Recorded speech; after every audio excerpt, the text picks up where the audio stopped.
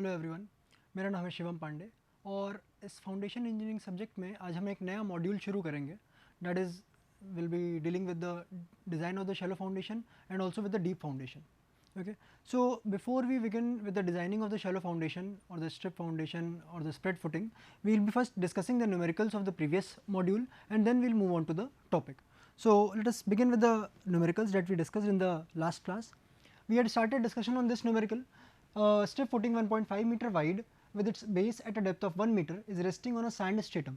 Okay, so the strip footing, it's, if I talk about its width, it is 1.5 meters and it is at a depth of 1 meter. So if it is the ground level, तो इस ground level से this is at a depth of 1 meter.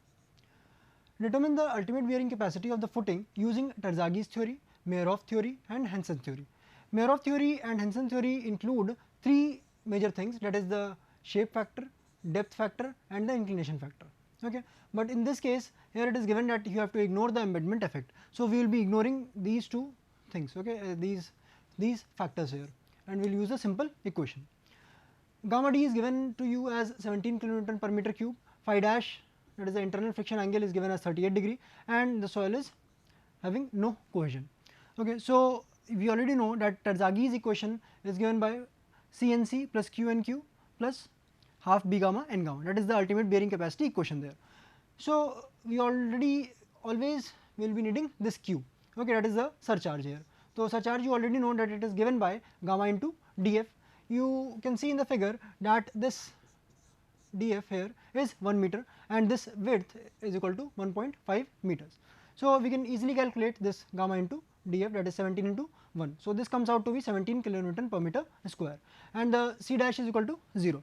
So let us now see, as per Terzaghi's theory, the equation is given by the ultimate bearing capacity, it is given by CNC plus QNQ plus half B gamma N gamma. So we already know that C is equal to 0, so this entire term will be 0 there. Now we will be putting on the values in these two terms here, okay, to get the ultimate bearing capacity. अच्छा, अगर हम इसकी बात यहाँ पे करते हैं तो यहाँ पे दो फैक्टर्स और हैं, that is N Q and N gamma. अब एन क्यू और एन गामा की वैल्यू डिपेंड करती है किसके ऊपर, फाई के ऊपर, that is the internal friction angle. So we already know that C is equal to 0, तो एन सी का हमने यहाँ पे वैल्यू इसीलिए नहीं ले रखा है बिकॉज हमें काम में नहीं आएगा वो. So we can easily obtain for phi is equal to 38 degree N C also and you can place the values, but ultimately the term including this NC will be equal to 0, like in this case you have seen here, okay, like in this case here. So we have already known that for Terzaghi this NQ and N gamma are 60 and 75, for Meyerhof it is 48.9 and 64, and for Hansen it is 48.9 and 56.2. Achha, remember here one more thing, that Meyerhof and Hansen, these two theories gave the value of this NC and NQ same. जो difference आता था इन दोनों में वो किस में आता था, इस एन गामा में. Alright, so you can see here that this is 64 here and this is 56.2. तो ये सब चीज़ें भी आपको धीरे धीरे प्रैक्टिस करते करते चीज़ें आपको मेमोराइज होने लग जाएंगी, समझ में आने लग जाएंगी. So now let us see the Meyerhof equation. Meyerhof equation क्या कहती है? Meyerhof equation gives the ultimate bearing capacity as C N C, साथ में क्या रहता है यहाँ पे, S D and I, these three factors are there. Similarly यहाँ पे भी ये तीन फैक्टर रहते हैं और in this gamma term also there three factors are there, but we are ignoring the embedment effect, so will not be including these three factors. So now let us see the first term, it will be equal to 0 because cohesion यहाँ पे क्या है, 0, soil में कोई भी cohesion नहीं है. Q N Q, अब जो भी फैक्टर ये एन क्यू की अगर हम बात कर रहे हैं, जो भी ये एन क्यू है, this is what, this is for this Meyerhof theory. And similarly N gamma की वैल्यू भी क्या होगी, मेयरहोफ के द्वारा जो दी गई है, दैट इज दिस 64. बाकी सारी चीज़ें एज इट इज़ हैं, हमने कुछ नहीं करा है, सिर्फ वैल्यूज़ रख दी हैं. So we get this as 1647 kilonewton per metre square. Now if I talk about this Hansen's theory, Hansen's theory में भी सेम चीज़ रहती है. यहाँ पे भी तीन फैक्टर्स आएंगे, that is shape factor, depth factor और inclination factor, but we are ignoring these three terms here. So the only difference will be there in the N Q and N gamma values. Cohesion term is 0, so this will be equal to 0. NQ will be same as, because NC and NQ are the same values in both the cases of Meyerhof and the Hansen.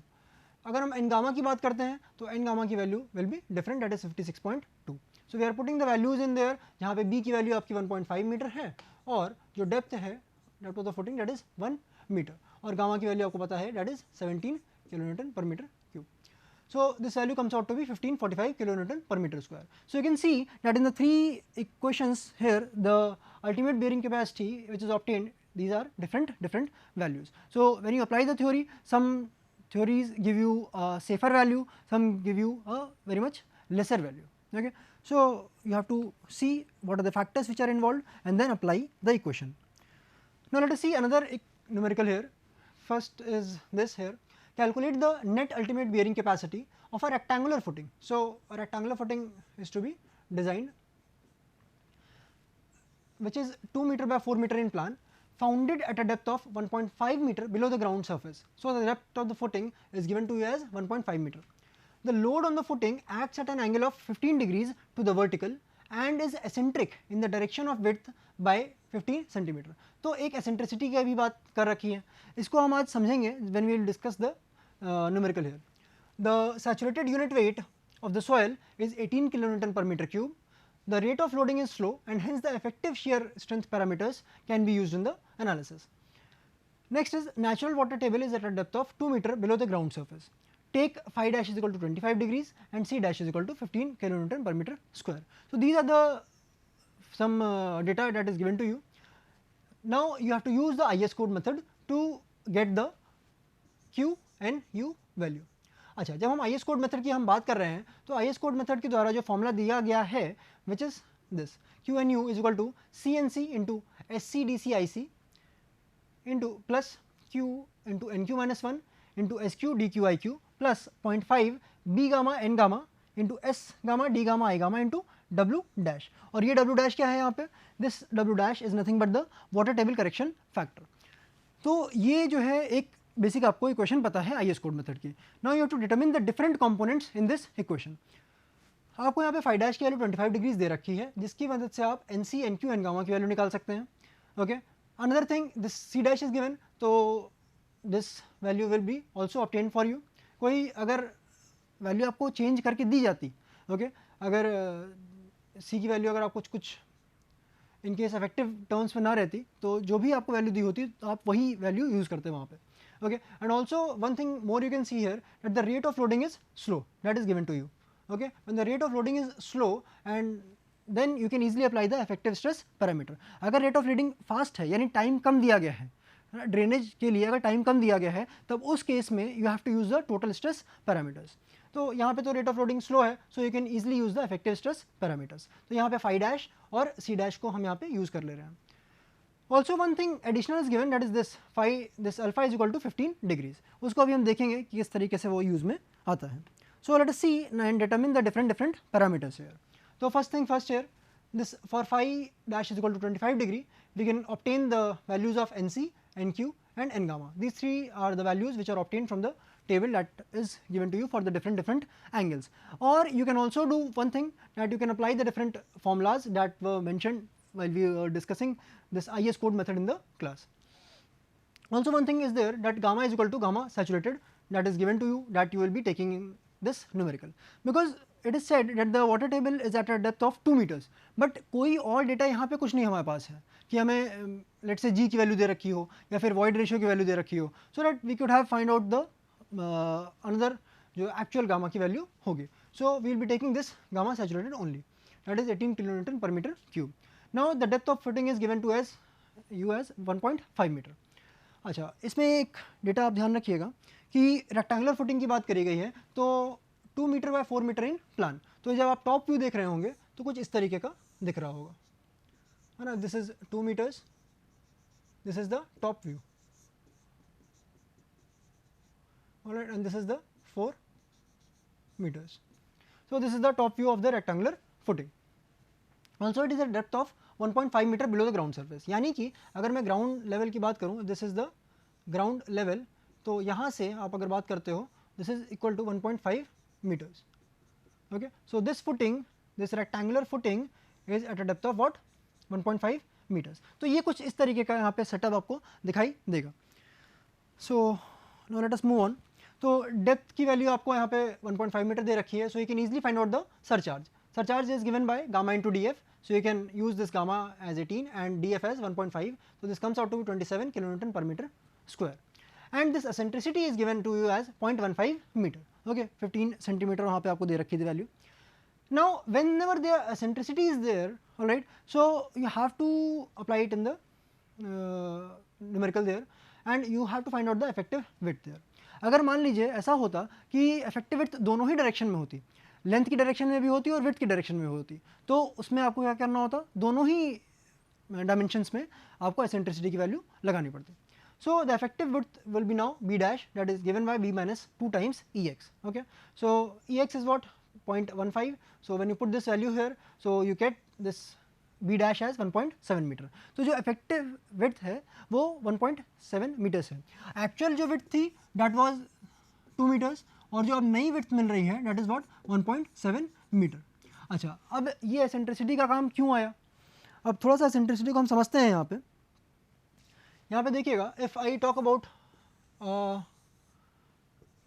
Plan, okay, this is the area, this is a rectangular area जिसका length है कुछ और एक width है.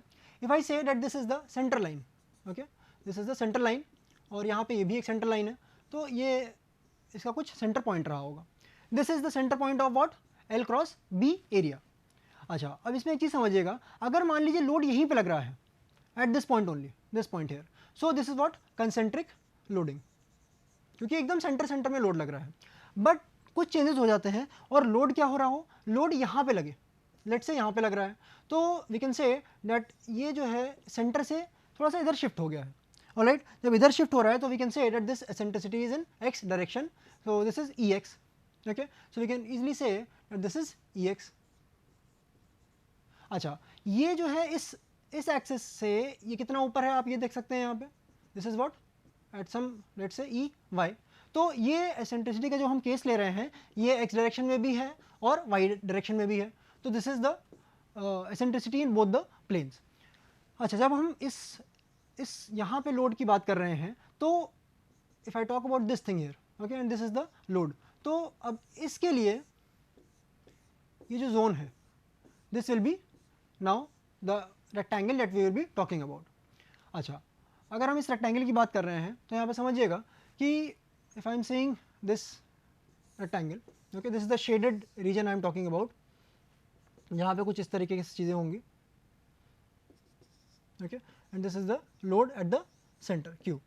अच्छा, यहाँ पे एक चीज़ और देखिएगा कि this is what Ex and this is what B/2 minus Ex. Okay, this length is what you can see that this is what B/2 minus Ex. Okay, because अगर आप इतने की बात कर रहे हो, this is what B/2, this entire region is what B/2. B/2 में से आपने Ex वैल्यू हटा दी, so this is coming out to be B/2 minus में Ex. So you can get this value here. Okay, so similarly अगर आप इधर की बात करते हो तो यहाँ पे भी यही चीज़ आएगी, what this will be same here, L/2 minus Ey. Okay, और जब आप इसकी लेंथ की बात कर रहे होगे तो that will also be what this thing L minus 2Ey. तो जो नया रेक्टेंगल हमारे पास बन के आता है, ये जो नया रेक्टेंगल है that is the shaded portion, तो इस शेडेड पोर्शन का जो विड्थ है that is B minus 2Ex and this L is what L minus 2Ey. तो ये नया डायमेंशन निकल के आ रहा है. Okay, so if you talk about this entire area, तो यहाँ पे जो डायमेंशन है that is what L into B, but यहाँ पे जो नया डायमेंशन है this is A dash that is what L minus 2Ey, okay, into B minus 2Ex. So ये हम एसेंट्रिसिटी के केस में लेके चलते हैं. So this is the way we do the eccentricity portion. Now let us C the value of this water table correction factor. A water table correction factor depends on two things. First is the depth of the water table from the base of the footing, that is 0.5 meter from the base. Okay. Next is B is given to you as 2 meter, so you can get dw dash by B as 0.25.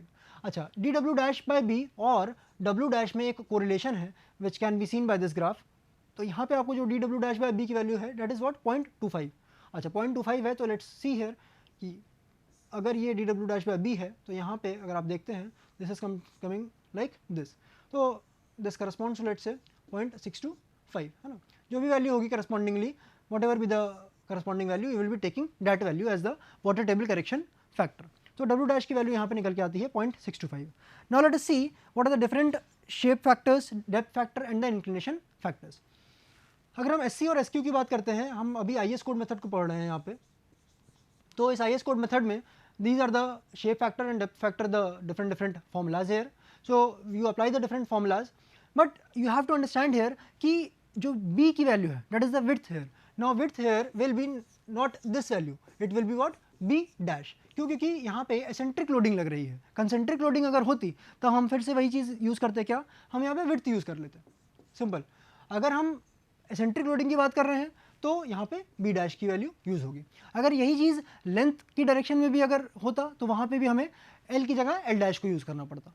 So we are simply applying the formulas here, B की जगह यहाँ मैंने B dash रख रखा है, okay. All other things are one in the same, so we get the different values of the shape factors, of the depth factor and the inclination factors.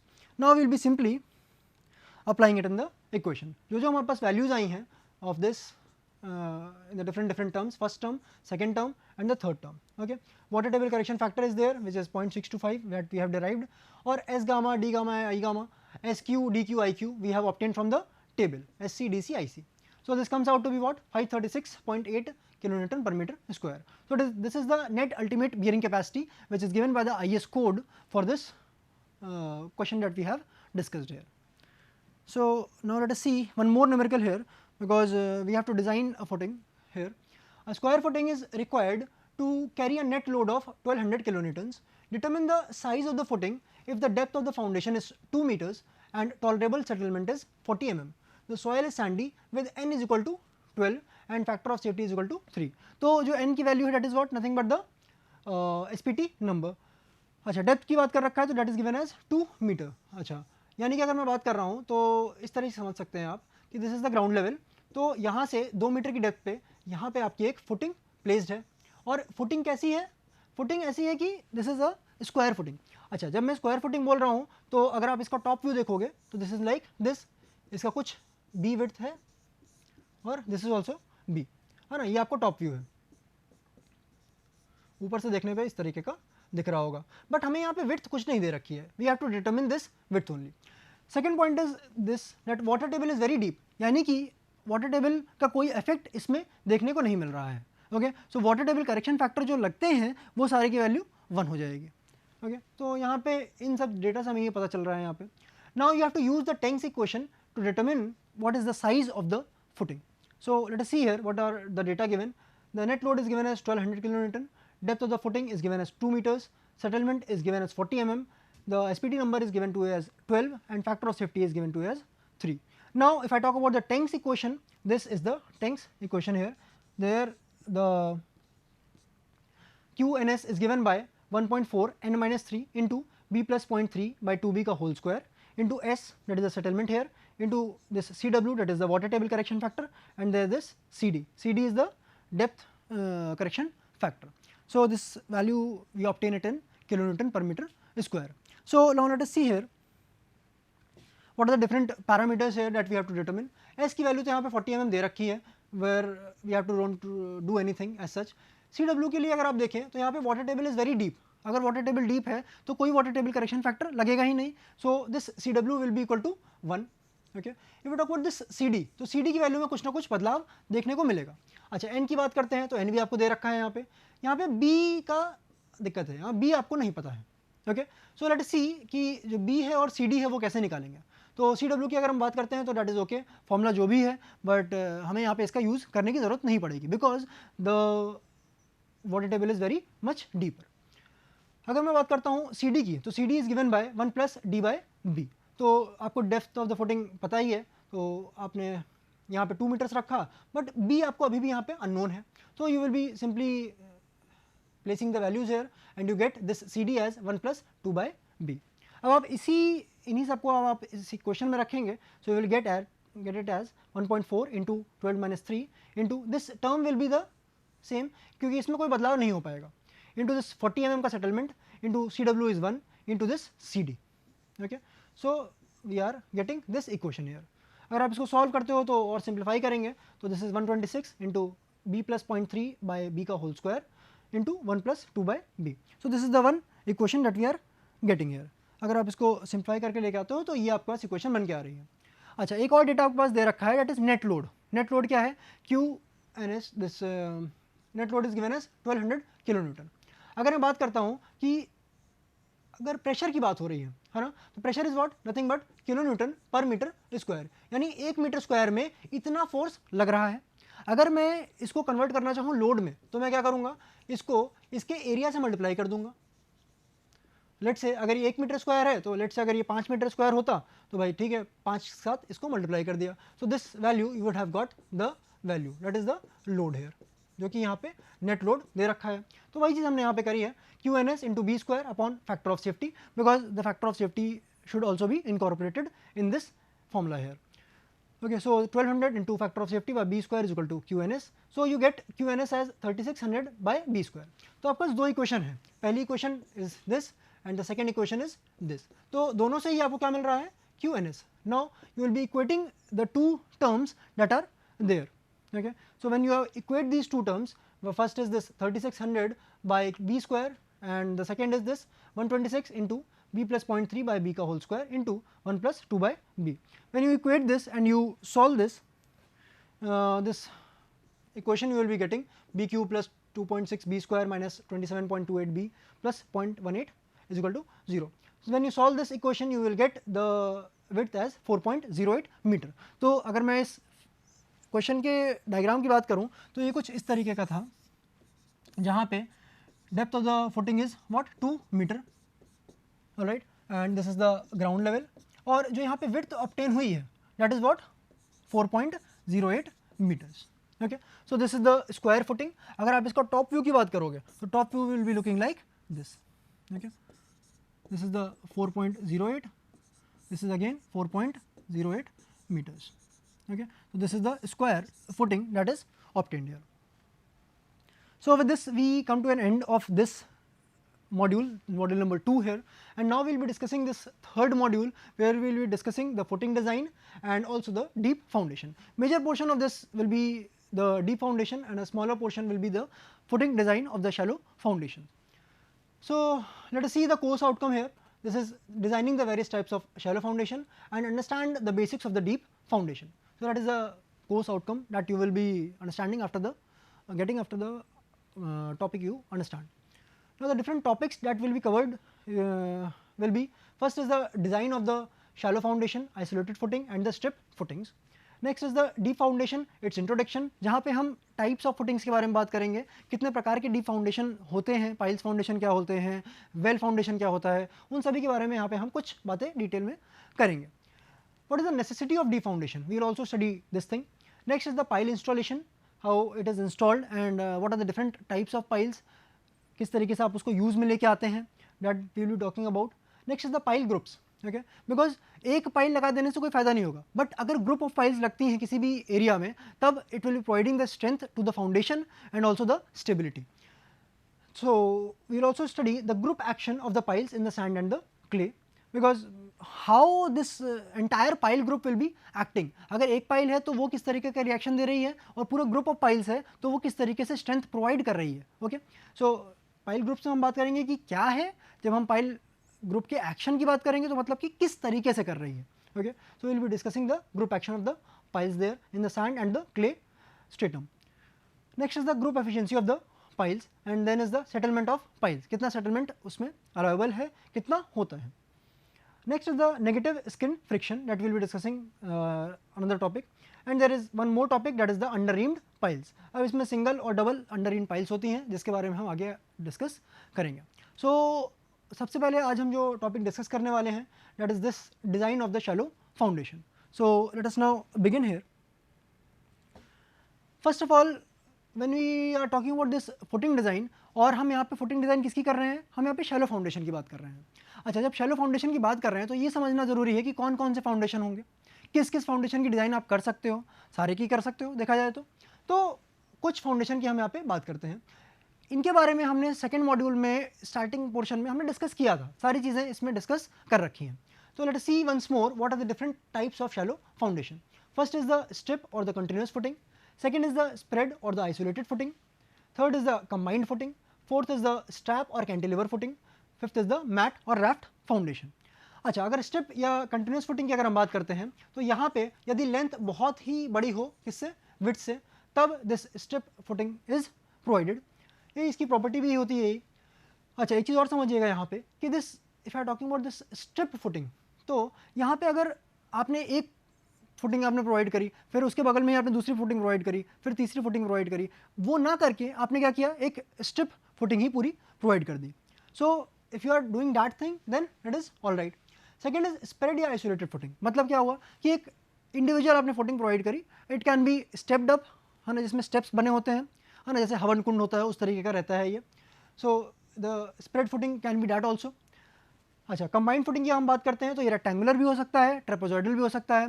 Rectangular में अगर आप बात करो तो अगर मान लीजिए अगर ये एक फुटिंग है और ये दो कॉलम्स हैं, तो Q1 और Q2 दोनों अगर इक्वल हैं तब it is a rectangular footing. अगर मान लीजिए क्या हो कि एक साइड पे तो लोड ज़्यादा है, ओके, अगर इधर पे लोड ज़्यादा है और इधर पे लोड कम है, okay, if this Q1 is greater than Q2, तब आप ट्रेपेजॉइडल फुटिंग प्रोवाइड करेंगे। Alright, so this is the case. Next is the strap और कैंटिलीवर फुटिंग, जिसके बारे में हमने डिटेल में डिस्कस किया था कि कब ये चीज़ यूज़ में आती है, okay. And next is the mat और राफ्ट फाउंडेशन, जो कि एक प्लेन पे पूरी तरीके से बिछाई जाती है ना। तो that is there one slab is there, okay, क्योंकि हम बार बार अलग अलग फुटिंग ना दे के हम क्या करते हैं, हम पूरे सरफेस पे ही हम ये चीज़ कंस्ट्रक्ट करते हैं। This foundation is constructed there. So these are the different types of the shallow foundation. Now one more important thing that we'll be discussing here and what we'll not be discussing in this entire topic. First is this, that we will be determining the depth of the footing, area of the footing, soil pressure, shear force and the bending moment. इन सभी के बारे में हम यहाँ पे बात करेंगे जब हम इस मॉड्यूल में डिज़ाइन ऑफ फुटिंग पढ़ रहे होंगे। बट कितना रीइंफोर्समेंट लगेगा, ओके, कितने डायमीटर बार्स लगेंगे, we will not be discussing that thing. That will be covered in the RCC subject, okay, when the discussion will be going on upon this topic of footing, okay, footing design there. So we will be discussing only the basics, जहाँ पे soil का जो भी relation है, okay, तो soil pressure कितना लग रहा है, alright, shear force और bending moment कितना कितना आ रहा है, that we will be discussing in the detail. But बाकी और चीज़ें we will not be discussing here. That will be covered in the RCC subject. If you talk about the depth of the footing, so this depth of the footing is dependent upon the several factors. अब अगर मैं बात करता हूँ यहाँ पे depth of footing की, तो एक चीज़ समझिएगा क्या, कि if this is the ground level और this is the depth of the footing. अब देखिए एक केस तो ये भी हो सकता है कि ये footing यहाँ पे ground पे ही रेस्ट कर जाए, but that will not be the case, है ना। तो इस टॉपिक को हम अपने नेक्स्ट क्लास में कवर करेंगे। So for today it's over. We'll be discussing the next thing, the depth of footing, in the next class. Thank you.